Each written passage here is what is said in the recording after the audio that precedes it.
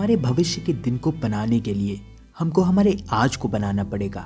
ये हम कई बार सुन चुके हैं और समय के साथ साथ इन चीज़ों को हम अपनी ज़िंदगी में महसूस भी कर चुके होंगे। पर फिर भी हम कहीं ना कहीं इन बातों को नज़रअंदाज करके अपने आज के दिन पर इतना ध्यान नहीं देते।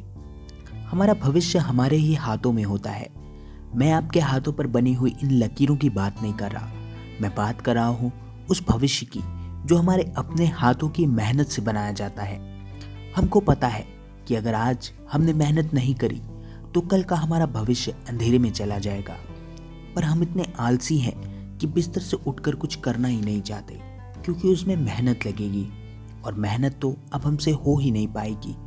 हर चीज़ का शॉर्टकट पाने की चाहत ने ही हमें आज ऐसा बना दिया है कि अब हमसे मेहनत नहीं हो पाती। हमने आलस को अपने शरीर का एक हिस्सा बना लिया है, एक ऐसा हिस्सा जिसने दीमक की तरह हमारी ज़िंदगी खोखली कर दी है। हमारी इस खोखली ज़िंदगी के पीछे हमारा ही हाथ है। इंसान समय के साथ आगे बढ़ता है, अपने आप को और बेहतर बनाता है, पर तुम तो पीछे जा रहे हो। बेहतर बनने की बजाय अपने आप की ज़िंदगी खोखली कर रहे हो। अपनी ज़िंदगी बर्बाद करना किसे कहते हैं? इसी को जो तुम अभी कर रहे हो। किस चीज़ को पाने के लिए इतना आलस कर रहे हो? तुम्हारे 2 घंटे और सो लेने से तुमको क्या मिल जाएगा? नींद पूरी होने के बाद भी बिस्तर पर यूं रेंगने से तुमको कौन सी खुशी का एहसास हो जाएगा? अगर आज नहीं उठोगे तो शायद तुम कभी उठ ही नहीं पाओगे। गांव में चलिए आपको एक छोटी सी कहानी सुनाते हैं। एक किसान था, वो सुबह घर से निकल जाता था और पूरा दिन खेत में मेहनत करता रहता था। उसके 2 बेटे थे। अपने पिता को मेहनत करते देखकर भी उन्होंने अपने पिता जैसा बनना ना चाहा। उन बेटों का ये कहना था कि जब ये काम हम लोग पैसे देकर करवा सकते हैं तो उसके लिए खुद इतनी मेहनत क्यों करना। जबकि उनके पिताजी अपने बच्चों को ये समझाते रहते थे कि खुद मेहनत करके मिला फल हमेशा ज़्यादा बेहतर होता है और मेहनत करने से कभी नुकसान नहीं होता है।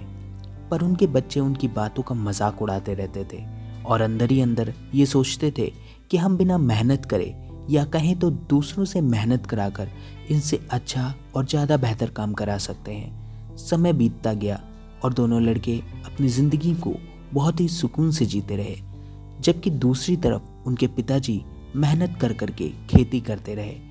कुछ वक्त बाद उनके पिताजी की तबीयत अचानक खराब हो गई और घर की सारी जिम्मेदारी उन 2 बेटों पर आ गई। उन्होंने भी अपने पिता की तरह खेती करके अपना घर चलाने के बारे में सोचा और दोनों भाइयों ने मिलकर अपने खेतों में मजदूरों से काम करवाना शुरू कर दिया। उन्होंने टमाटर की एक बड़ी खेती करी और अपना सारा काम मजदूरों के सहारे ही छोड़ दिया। बहुत समय ना बीता था कि एक रात बहुत तेज बारिश आने वाली थी। उन्होंने बारिश आने से कुछ घंटों पहले उन मजदूरों को बुलाकर अपने खेतों के सारे टमाटरों को निकलवाना चाहा, पर उस वक्त कोई भी मजदूर अपने खेतों को छोड़कर उनके खेतों में काम करने को तैयार ना हुआ। आखिरी समय तक उनके पास कोई भी दूसरा इंसान ना था। मजबूर होकर उन्होंने खुद उन टमाटरों को निकालना शुरू कर दिया, पर उनसे इतना सारा काम होना बहुत ही मुश्किल था।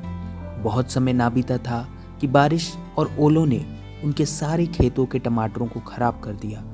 उस वक्त उन 2 भाइयों को अपनी गलती का एहसास हुआ और जाकर अपने पिता से माफ़ी मांगी। फिर उन्होंने मेहनत करना शुरू किया और खुद की ताकत से खेती करनी शुरू करी। समय हमको बहुत कुछ सिखाता है, पर समय निकलने के बाद हम सीखकर अपने पास्ट को नहीं बदल सकते।